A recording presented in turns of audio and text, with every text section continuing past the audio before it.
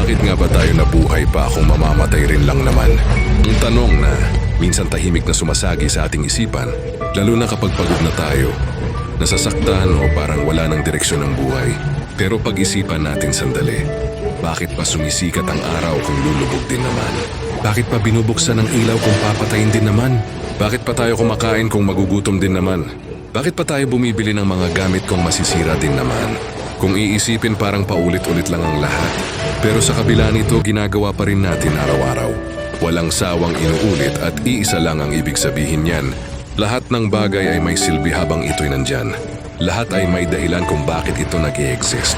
Ganun din ang buhay natin, hindi aksidente ang pagkabuhay mo. Hindi ka basta napadpad lang sa mundo. May purpose ka kahit hindi mo pa ito nakikita.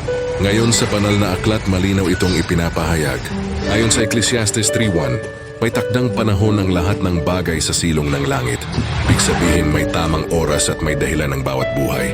May panahon para mabuhay, para matuto, para masaktan, para magmahal at para mag-iwan ng bakas.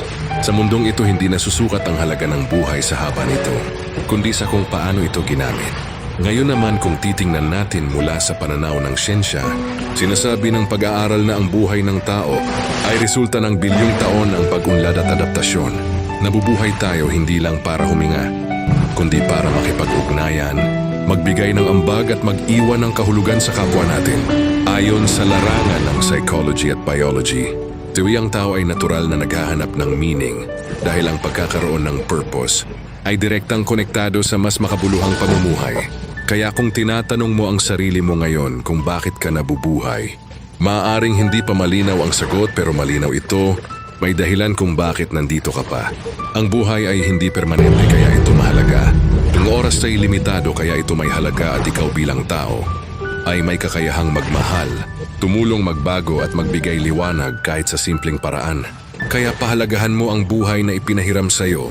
Hanapin mo ang purpose mo. At habang hinahanap mo ito, mabuhay ka ng may malasakit, may tapang at may pag-asa. Dahil ang buhay kahit pansamantala ay hindi kailanman walang saysay.